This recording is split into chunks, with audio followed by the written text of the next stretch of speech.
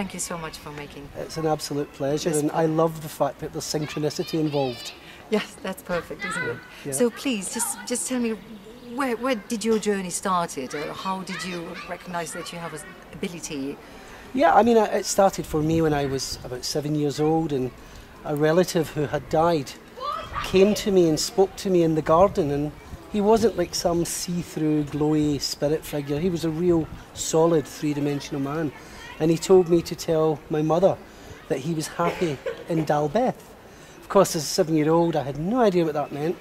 And I ran into the house happy, because he made me feel happy. There was a wonderful, iridescent kind of light around the man that gave me happiness. So I went and explained all this to my mother as an excited child. And she was shocked and dropped the dish that she was cleaning, and she was furious. She was scared because my mother had paid for this man's funeral, and they'd buried him in a cemetery called Dalbeth, which he had told me he was happy there. And it was quite shocking. So it wasn't just a child claiming to see someone who had died. There was information that actually backed up the vision, and from that point on, I mean, things started to happen. But as a child, you don't know that.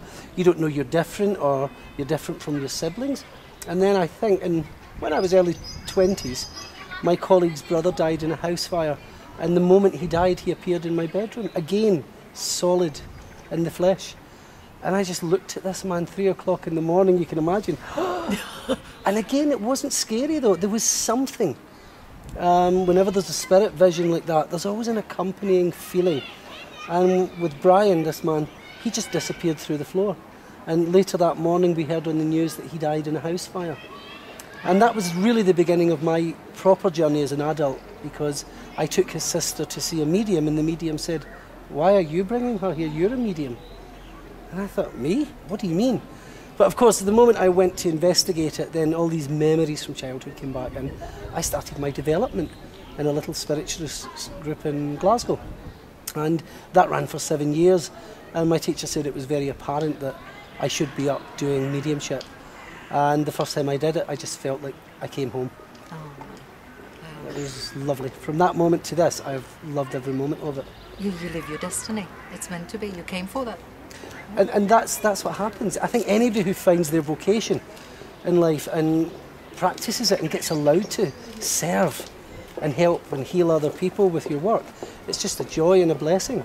And also the return for me was I got to travel the world and meet fantastic people and share what I know with people who know other things, and therefore the whole thing complements each other, and it grows to a point where I don't think there is a limit. It will just keep growing. And did your mum, when she was shocked, like these days it wasn't quite common, to talk about this, and then did she like suppress this ability, or did she say, "Oh, you're silly, you're stupid, you don't talk about that things"? Well, or I was the 7th child, so I think my mother was probably so busy with all the different brothers and sisters. Good for you. But in Scotland, and I'm sure Ireland is the same, we have this thing of you are the 7th son of a 7th son, that you have some kind of abilities. And I was the 7th son, my father was the 7th. So it was kind of thought of, even when I was born, she said, the midwife told her he will be a seer or a healer, or so that did come to pass. Oh, that's great that you've always been connected to the roots Yes. of your tradition. Yeah. and of, yeah. Because my grandmum is the 7th, was the 7th child, was the 7th. Oh. So she had healing abilities Yes. in her hands. Yeah, and it was quite okay, just everybody said, yeah, she's the 7th child. Yeah. So of course, she can put hands on, and then Absolutely. it heals faster. I know in Scotland that there are still many people in the Highlands that to say that they are a healer or that they are a seer, it's quite a thing. They accept it so readily. It's, oh yeah, Mrs. McGinty is a healer. Go to her to be healed. So that it's not out of the way for the people who still are connected to the land in the old parts of Scotland. That's quite common there. Yeah. But obviously in our community or country or society, it's quite, it's like, ooh, okay, well, he's in La La Land maybe. what did he take? People have said that many times of me.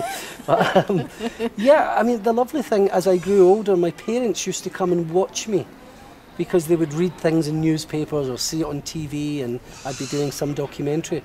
And it was lovely to notice they were sat there in the audience, and at the end my mum would always say, "Do you know what? It's such a lovely thing you do for people."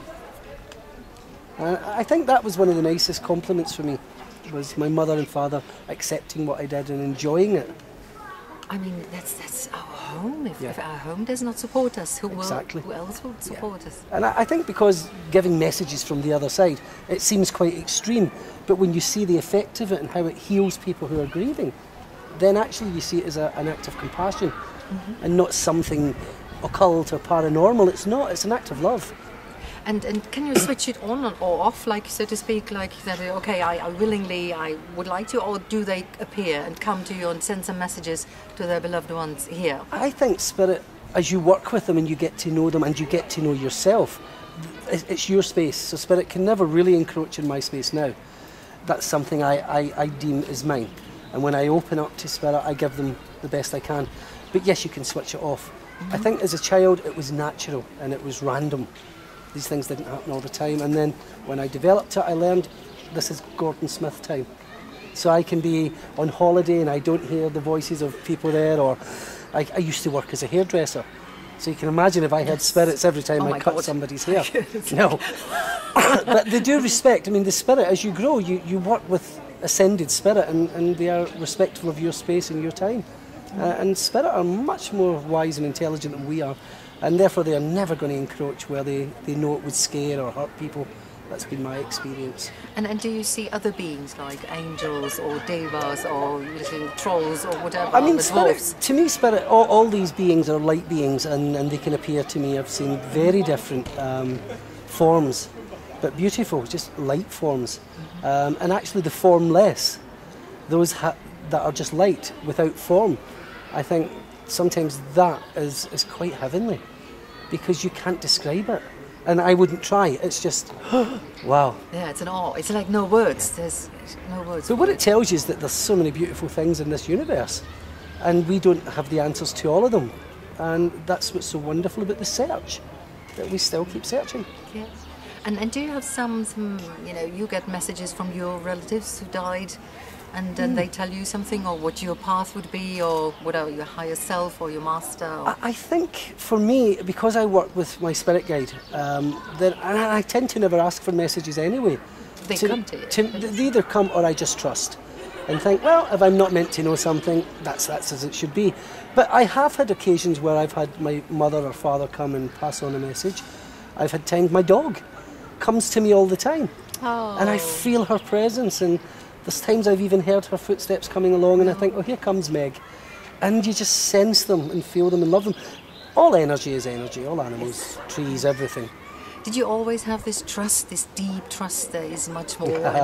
Absolutely not. But that's something that comes with the journey, because obviously at the beginning you're searching, you're questioning, you're doubting. But then as the evidence gets stronger and stronger, then there comes a point when to doubt is just futile, it's silly.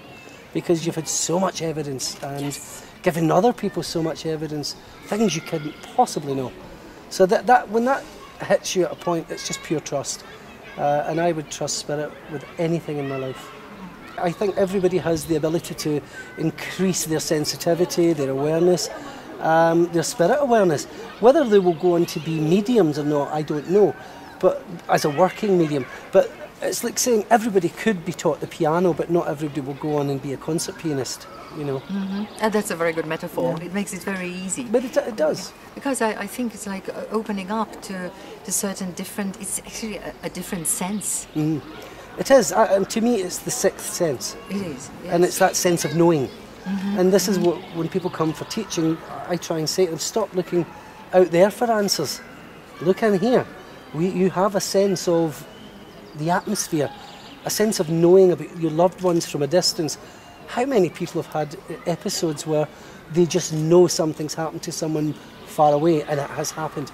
Now your 5 human senses cannot tell you that, so that is that sense of knowing. And how big of a friend is your logical mind to you? My logical mind is not as logical as it used to be. You threw it into the bin. Well, like not necessary. Logic very often holds you back, and I'm not saying to people to not apply logic. I did for many, many years, and I still do where there is something I'm unaware of. But no, when it comes to spirit, feeling is believing. So I trust my feelings more than my logic. I don't think my logic has ever really stood me in any good stead anyway, but my feelings always have. I used to say to my people, it's like, feelings are facts. Feelings are facts, I love that. Yeah. Totally. Because it's actually, you cannot go over anything. You can suppress it, you can deny it, you can do whatever, Absolutely. but you cannot, if you have to face them at one certain That's point my in your thing, life. feeling is believing when I teach the students. And some will say, I see this, I hear that. And I'll say, but what do you feel? Because everything I've ever done with spirit, no matter how accurate names, addresses, things come through, it's the feeling that is real. And often the person I'm giving it to feels it too. And that's what makes it something different, not just information. It's information accompanied with a sensation. And that sensation cannot be denied, as you say. Yeah, absolutely not. Feelings are real. And do you see an aura, or I bet many people ask you the same questions. I'm just curious, out of curiosity. Yeah, I mean, I see aura all the time. I only see it as a light around people. Odd occasions, I'll catch a glimpse of colour. To me, I always imagine it's like a clear crystal. And every now and again, there'll be a certain anomaly that causes colour to flash through that crystal. And that's the way I would see it. But mostly I just see clear light. But I can tell if somebody's happy or sad just because of that light. You can tell when somebody's beaming, literally beaming, because this auric field is huge. And other times when people have withdrawn the auric energy back to their body because they're sad or suffering, then that's when you know you need to lift their vibration and get them, bring back the light, because it really is your light body. That's what I call it, my light body. And how important is suffering, do you think, for a person? I think suffering is a part of our human condition, and I do believe it is the suffering that we learn from. We very rarely learn from a happy occasion. We really, sadly, that's a fact, that we can have wonderful, joyous moments, but we'll always turn to the sadness or the pain when we look back in memory and reflection, and that's the journey, is to try and not ignore them, find them, deal with them, and grow because of them. Therefore, that negative becomes such a positive, because you'll always remember that, but you'll also remember that was the tool that allowed you to grow. So suffering is so important. Not that I want everybody to go out and suffer, but no. I want people to understand their suffering, that there is a reason, not a punishment. It's actually part of your journey, and you don't need to look far to see that you're not the only one suffering. So. And in your personal life, did you come on, some certain points in your life, like a dead end? You say, okay, this is not the way I have to do it, or? Yeah, many times. In the early days, Thank God you're a human being. Yeah, no, but I think that's important to tell people, because some people assume that you have some spiritual wisdom and knowledge and you were just given it.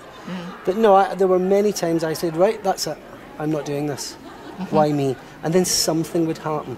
I remember one day saying, I'm not doing this anymore, I'm fed up with it. And all my friends are going to watch a concert and I'm going to do readings. And a gentleman came into my salon that night, and I was cutting his hair and still thinking, why do I do this? Why do I do this? When I looked in the mirror and I saw a beautiful young woman standing in front of me. And I just had a thought, who are you? And I could hear her. She said, my name is Judy, tell him. And this is a stranger, and I just eventually I said, sir, this is going to sound really crazy, but please trust me, I'm a medium. And he said, what?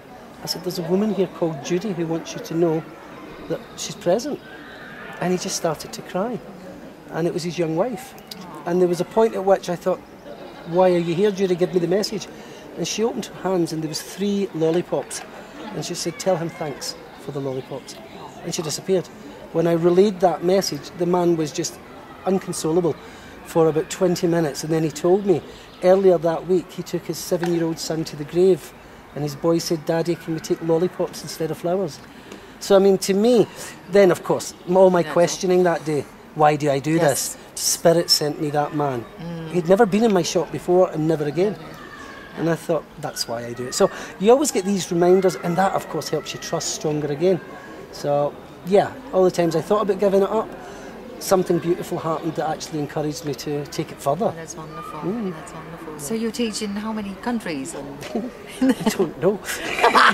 You don't even know where you're Being going? a medium means that you're really stupid at maths and things like that. But no, I mean, I've taught in so many countries now. I mean, almost around the world, like Australia, America, Africa, Japan, all over Europe and the UK and whatnot. But that journey for me was, I felt a reward, to be able to touch parts of this world that I could only dream about before.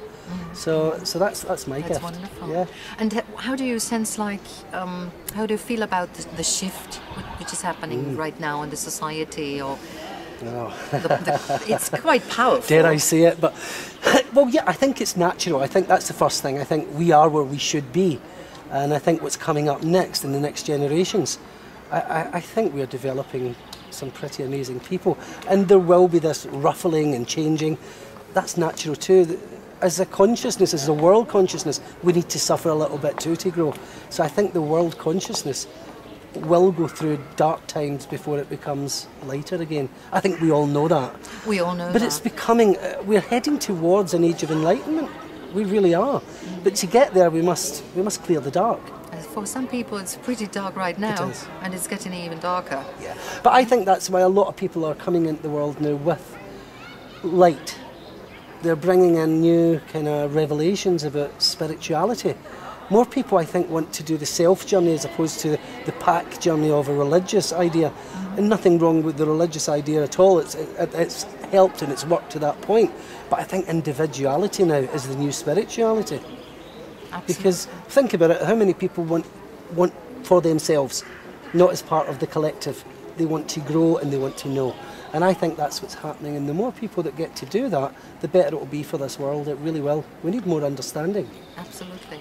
More tolerance. Yeah. And so you were obviously brought up in Scotland and, and very religious, or what was that? What was the church? I was brought up Catholic, so in our country the church is pretty much very powerful. Well, the church was very powerful when I was a child. We had both Protestant and Catholic, and my father was Protestant, my mother was Catholic, and we just had really not a big religious leaning because neither my parents were practicing either side of Christianity, but it was there in our upbringing. Christianity was at school. It was taught by, the priests in the chapels would come around the streets in those days, and so it was always there. But it sounds strange, but even as a child, I found I was attracted to anything Eastern and Buddhist, and I always asked my mother, "Can I have a Buddha?"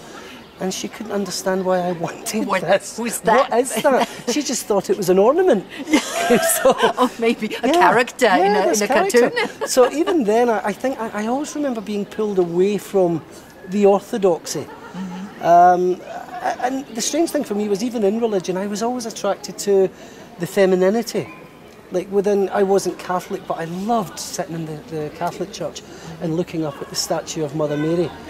Same here. Did you see? Same a lot here. of us did I that. love to be in the church. Yes. Yes, I love to be. Now that was again. And I read the Bible like crazy. too. Like Jesus is my hero. I did do that. Yeah, I became, because there was miracles, because there was things that somehow they resonated with even the young me. Felt quite at home, and knew that you could heal people. Knew that you could change the world in different ways. It just felt right that could happen. And when people would die, and I'd say, they're not dead. As a child, people would look and say, what is wrong with that child? And to me, they weren't. It was just, don't be silly, they're here. Yes. Yeah. They're still with us. And so, I mean, religion it's in your consciousness, if you were brought up with that surrounding. But it wasn't forced on me. That's what I loved. I was allowed to be free in my choice of how I practiced. That's great. Well, thank you so much. Thank you so much for your time. It's an absolute blessing. Thank you. Oh, so wonderful. It's a joy. It's a joy. Yeah.